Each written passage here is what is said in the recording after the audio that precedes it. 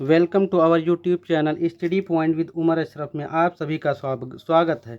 बच्चों, आज हम लोग संख्या पद्धति नंबर सिस्टम का पार्ट 1 पढ़ते हैं। नंबर सिस्टम संख्या पद्धति जो कि संपूर्ण गणित का आधार होती है। तो चलिए हम लोग जानते हैं प्राकृतिक संख्याएं क्या होती हैं, वास्तविक संख्या और प्राकृतिक संख्या ये सब क्या होती हैं। तो आज हम लोग सबसे पहले सीखते हैं प्राकृतिक संख्याएं यानी कि नेचुरल नंबर। गिनती की सभी संख्याएं प्राकृतिक संख्याएं कहलाती हैं, जो कि 1 से प्रारंभ होती हैं और अनंत तक जाती हैं। जैसे 1, 2, 3, 4, 5, 6, 7, 8 ये कहाँ तक? अनंत तक जाती हैं। कोई भी संख्या हम स्टार्ट करते हैं तो 1 से स्टार्ट करते हैं। जैसे 1 पेन, 1 हाथी, 1 घोड़ा, 1 से स्टार्ट कर देंगे। उसी को प्राकृतिक संख्या कहते हैं। ये नेचुरल नंबर है। प्राकृतिक संख्या के बाद हम लोग देखते हैं पूर्ण संख्याएं। पूर्ण संख्या को इंग्लिश में कहते हैं होल नंबर। पूर्ण संख्या क्या होती है? प्राकृतिक संख्याओं के समूह में अगर हम 0 को भी शामिल कर लें तो ऐसी सभी संख्याओं का समूह पूर्ण संख्याएं कहलाता है।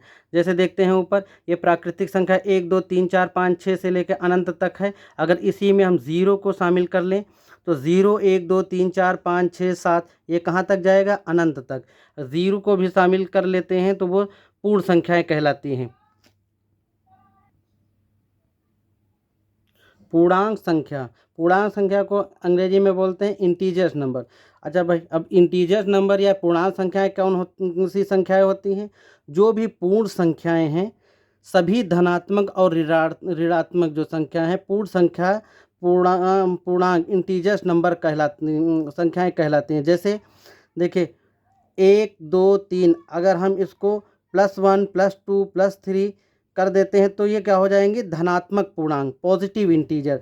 अगर यही -1, -2, -3 ये ऋणात्मक पूर्ण संख्या है, यानी इसको निगेटिव पूर्ण इंटीजर्स बोलते हैं। अच्छा, अब आप लोग कहेंगे इसमें ज़ीरो को उदासीन कहते हैं, यानी कि न्यूट्रल इंटीजर्स होता है। इन सभी संख्याओं को पूर्ण संख्याएं कहते हैं। हम लोग देखते हैं सम संख्या। सम संख्या को अंग्रेजी में बोलते हैं इवन नंबर। जिस भी संख्या का इकाई अंक केवल 5 गिनती हमको याद रखना, 0 हो, 2 हो, 4 हो, 6 हो, 8 हो में से कोई भी एक लिखा मिल जाए उसे सम संख्या कहलाते हैं।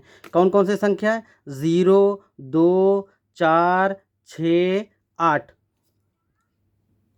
वो सभी संख्याएं सम संख्याएं कहलाती हैं। जैसे 428 में इकाई का अंक ये 8 है, तो यानी कि ये सम संख्या है। इसमें इकाई का अंक 4 है, ये भी सम संख्या है। इसमें इकाई का मान अंक 0 हो, ये भी सम संख्या है। इसमें इकाई का अंक 2 है, ये भी सम संख्या है। इसमें इकाई का अंक 6 है, तो ये भी सम संख्या है। सम संख्या वो संख्याएं भी होती हैं जो 2 से पूरी तरीके से विभाजित हो जाएं। के बाद में देखते हैं हम लोग विषम संख्या। विषम संख्या को अंग्रेजी में बोलते हैं ऑड नंबर। ऐसी कोई भी संख्या जिसके इकाई में वही 5 गिनती 0, 2, 4, 6, 8 लिखा ना मिले, ऐसी सभी संख्याएं विषम संख्याएं कहलाती हैं। कौन कौन सी संख्या? 0, 2, 4, 6, 8 ये लिखा हुआ ना मिले, वे सभी संख्याएं क्या कहलाती हैं? विषम संख्याएं कहलाती हैं। जैसे 453 में इकाई के स्थान पर 0, 0, 2, 4, 6, 8 में से कोई नहीं है, ये भी विषम संख्या है। इसमें इकाई के स्थान पर 1 है, ये भी विषम संख्या है। इसमें इकाई के स्थान पर 3 है, ये भी विषम संख्या है। इसमें इकाई के स्थान पर 5 है, तो ये भी विषम संख्याएं हैं। 787 इकाई का अंक 7 है, इसमें ये भी विषम संख्या है। तो जिसके इकाई में 0, 2, 4, 6, 8 लिखा ना मिले वो विषम संख्या, और जिसके इकाई में 0, 2, 4, 6, 8 लिखा मिल जाए वो सम संख्या है। सिर्फ हमको इतना ही दिमाग में रखना है। फिर हम लोग सीखते हैं भाज्य संख्याएं। भाज्य संख्या को अंग्रेजी में क्या बोलते हैं? Composite number. वे संख्याएं जो अपने और एक के अलावा किसी और भी संख्या से पूरा कट जाएं वो सभी भाज्य संख्याएं कहलाती हैं। क्या देखना है? जो भी संख्या है वो अपने और एक के अलावा किसी और से भी पूरा पूरा कट जाए तो वो सभी संख्याएं भाज्य संख्याएं कहलाती हैं। जैसे 12 है, 12 अपने से भी कट जाएगी और एक से भी कट जाएगा। अच्छा, अब हम लोग ये देखते हैं 12 किसी और संख्या से कट जाएगी, तो हाँ देखते हैं, 2 से भी कट जाएगी, 3 से भी, 3 चौक 12, 3 से भी कट जाएगी, 6 से भी कट जाएगी, 6 दूना 12 और 12 से भी कट जाएगी, यानी कि ये संख्या भाज्य संख्या है। अब 21 को देखते हैं। अब 21 अपने आप से भी कट जाएगी और एक से भी कट जाएगा। अच्छा, इसके सिवा किसी और से कट जाएगी तो देखते हैं, 3 सत्ते 21, 3 से कट जाएगी और 7 तिरिक 21, 7 से भी कट जाएगी।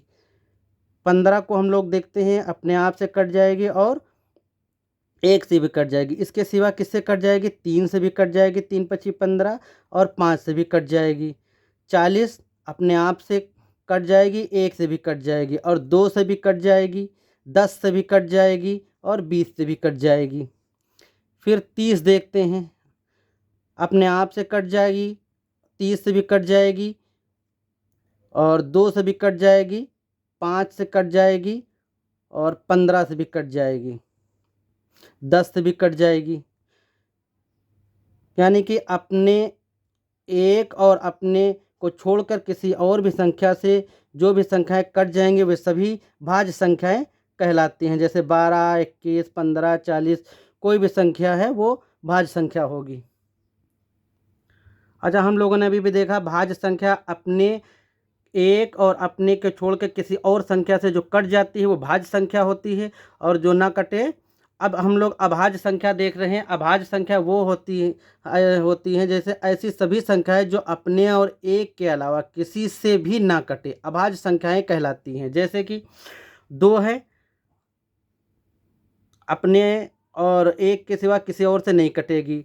3 अपने और एक के सिवा किसी और से नहीं कट रही है। 5 5 से कटेगी और एक से कटेगी, किसी और संख्या से नहीं कटेगी। 7 एक से कटेगी और 7 से कटेगी, किसी और संख्या से नहीं कट रही है। 11 है, एक से कटेगी और 11 से भी कटेगी, बाकी किसी संख्या से नहीं कट रही। 13 अपने और एक के सिवा किसी और से नहीं कट रही है। 17 अपने और एक के सिवा किसी और से नहीं कट रही है। 19 भी अपने और एक के सिवा किसी और से नहीं कट रही है।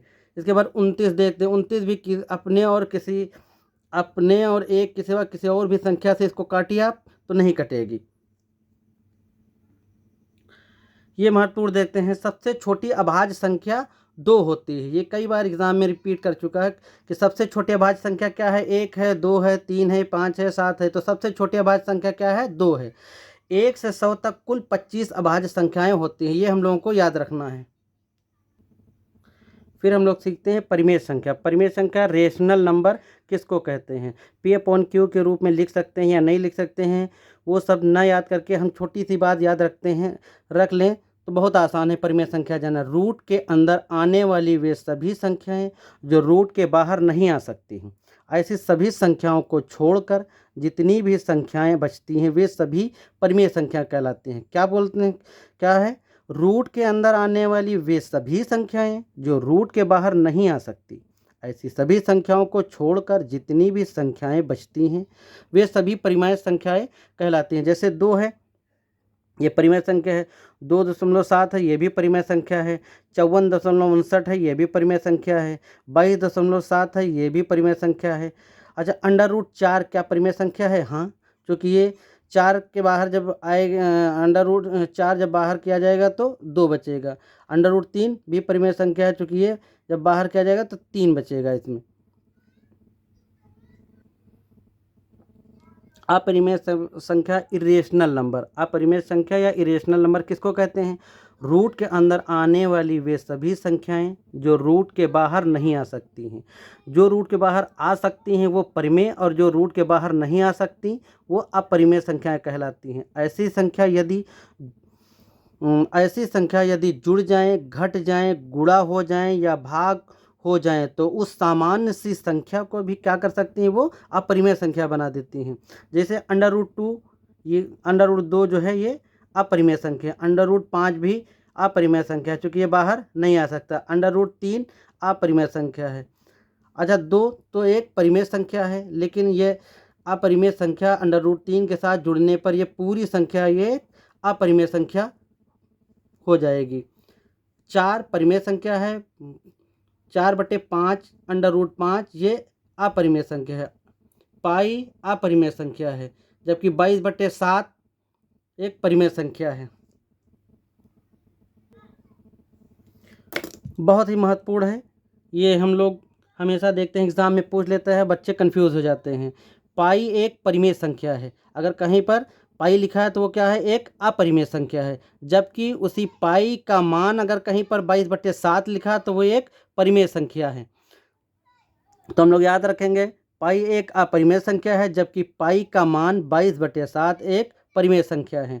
अच्छा, अब वास्तविक संख्या या रियल नंबर किसको कहते हैं, ये भी दिमाग में क्वेश्चन आता है कि वास्तविक संख्या या रियल नंबर अक्सर एग्जाम में पूछते हैं, तो ये क्या होता है। जितनी भी प्रकार के संख्याएं आप सब ने ऊपर पढ़ी हैं, परिमेय संख्या, अपरिमेय संख्या, प्राकृतिक, अप्राकृतिक, ये जितनी भी संख्या हमने ऊपर पढ़ ली है सभी सब के सब वास्तविक संख्याएं कहलाते हैं। तो आई होप आप लोगों को नंबर सिस्टम अच्छे से समझ में आ गया होगा। कोई समस्या है तो आप हमको कमेंट बॉक्स में मैसेज कर सकते हैं।